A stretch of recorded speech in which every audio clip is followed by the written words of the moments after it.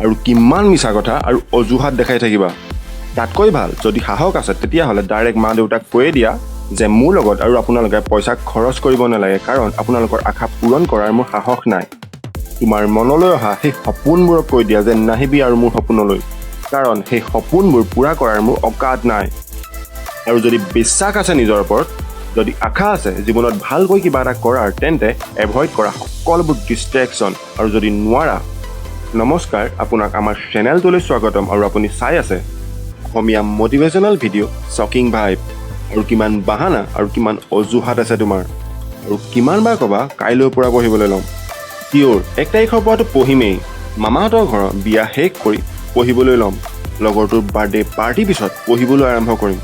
কিন্তু যিমানে তোমাৰ অজুহাতৰ লিষ্টখন বাঢ়িব সিমানেই তোমাৰ লগৰবোৰ তোমাৰ পৰা আগবাঢ়ি গৈ থাকিব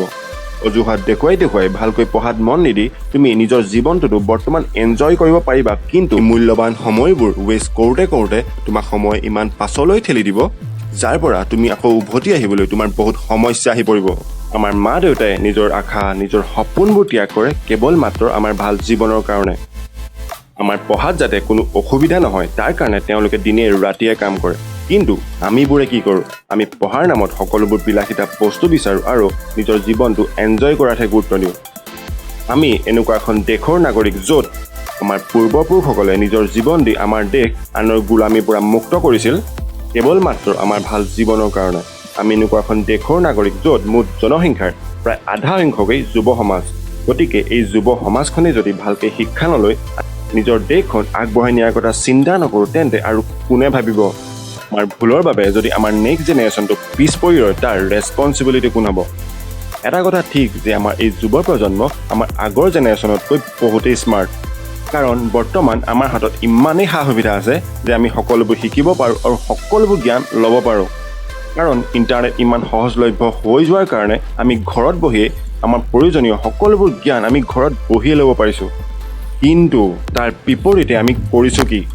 আমি নেট পেক ইউজ কৰি আছোঁ কেৱল মাত্ৰ ছ'চিয়েল মিডিয়াৰ কাৰণেহে আমি পঢ়ি আছোঁ বা আমি কিবা নোট বনাই আছোঁ তেনেকুৱাতে এটা মোবাইলত নটিফিকেশ্যন আহিল তেন্তে আমি কৰিছোঁ কি আমি প্ৰথমে সেই নটিফিকেশ্যনটো চাইছোঁ আহিছে কি বন্ধুৱে এখন ফটো পষ্ট কৰিছে আৰু সেই ফটোত যদি আমি কমেণ্ট নকৰোঁ তেওঁ যেন ৰাতি শুবই নোৱাৰিব বন্ধু এনেকৈ পঢ়া শুনা কৰাতকৈ মা দেউতাকে অকণমান সহায় কৰি দিয়া তেওঁলোকৰে অলপ আৰাম হওক তাতকৈ ভাল ডাইৰেক্ট মা দেউতাক কৈয়ে দিয়া মোৰ লগত আৰু আপোনালোকে পইচা খৰচ কৰিব নালাগে কাৰণ সেই আশা মই পূৰণ কৰিব নোৱাৰোঁ তুমি দেখাই সেই সপোনবোৰক কৈ দিয়া যে আৰু মোৰ সপোনলৈ নাহিবি কাৰণ সেই সপোনবোৰ পূৰা কৰাৰ মোৰ অকাত নাই আৰু যদি পাৰিবা যদি তোমাৰ নিজৰ ওপৰত বিশ্বাস আছে তেন্তে এভইড কৰা সেই সকলোবোৰ ডিষ্ট্ৰেকশ্যন কাৰণ 10 মিনিটৰ কাৰণে মোবাইল চাম বুলি ভাবি কেনেকৈ ঘণ্টাও ৱেষ্ট কৰি দিবা তাত কোনো পাত্তাই নাপাবা যেতিয়া তোমাৰ লগৰবোৰে এটা ভাল এক্সাম ক্ৰেক কৰি তোমাতকৈ বহুত আগবাঢ়ি যাব তেতিয়া কিন্তু সেই লগৰবোৰক দেখি তুমি লুকাবলৈ নাযাবা বা কেতিয়া তোমাৰ মা দেউতাক দুখ নিদিবা যে মা দেউতাই মোক আমুকটোহে দিয়া নাছিল বা তামুকটোহে দিয়া নাছিল বুলি এটা কথা ঠিক তুমি যদি সফল হ'ব বিচাৰা তেন্তে তুমি সকলোবোৰ বাধা অতিক্ৰম কৰি হ'লেও এদিন নহয় এদিন সফল হ'বাই আৰু তোমাৰ এতিয়া যদি কেৱল মাত্ৰ টাইম পাছ কৰাৰ মন তেন্তে তোমাক সকলো সা সুবিধা দিয়াৰ পাছতো তুমি কেতিয়াও সফল হ'বই নোৱাৰা